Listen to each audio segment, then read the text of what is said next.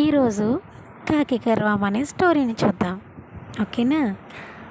అనగనగా ఓ అడవిలో కాకి ఒకటి ఉండేది. అది తనంత ఎత్తులో ఎవరూ ఎగరలేని మిడిసిపడుతుండేది. ఓ రోజు కాకికి ఏమీ ఊబుసుకుపోక అటువైపు ఎగురుతూ వెళుతున్న పిచ్చుకను ఆపి, నీకు కనీసం అందంగా ఎగరం కూడా వచ్చినట్టు లేదు, ఏదో పురుగు గెంతి దానిని తినడం తప్ప ఏమి వచ్చి నీకు, ఏదో పురుగు గెంతినట్టే ఉంది అని వేళకోళమాడింది ఆ కాకి. ఎవరితో వేళకోళమాడిందండి? పిచ్చుకతో. ఆ మాటలకి పిచ్చుకకి కోపం వచ్చి, నేను నీలాగే ఎగరాల్సి వస్తే అంత అవసరం కూడా నాకు లేదు, మరి సామర్థ్యం ఎవరి సామర్థ్యం వాళ్ళది అంది. అయితే నాతో పందెం కాసి నీ సామర్థ్యం ఎంతో నన్ను ఓడించి చూద్దాం అంది కాకి. దానికి పిచ్చుక ఒప్పుకుంది. అక్కడున్న మిగతా చిన్న పక్షులన్నీ ఒక్కటిగా చేరి న్యాయాన్ని రీతిగా ఉంటామన్నాయి. ఇప్పుడు మనం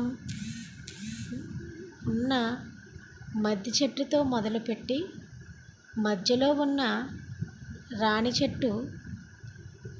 చెట్టు ఆ తర్వాత వచ్చే జడలమర్రిని దాటుకుని మళ్ళీ ఇక్కడికే రావాలి, ముందొచ్చే వాళ్ళే విజేత అని ప్రకటించాయి. పందెం మొదలైందో లేదో కాకి సర్రున రావి చెట్టుని దాటి మర్రి మానులోకి దూసుకుపోయింది. ఆ జడలమర్రి చాలా పెద్దది. లెక్కలేనన్ని ఊడలతో దట్టంగా ఉంటుంది. దాంతో రెక్కలు రెండు సన్నటి ఊడల మధ్య చిక్కుకుపోయాయి. అది బాధతో అల్లాడి పోయింది. పిచ్చుక సన్నగా చిన్నగా ఉండటం వల్ల కొమ్మల్లోకి దూరి ఆకుల మధ్య ఖాళీ చేసుకుంటూ బయటకొచ్చి గమ్యస్థానానికి చేరుకుని విజేతగా నిలిచింది. పిచ్చుక కోరిక మేరకు వడ్రంగి పిట్ట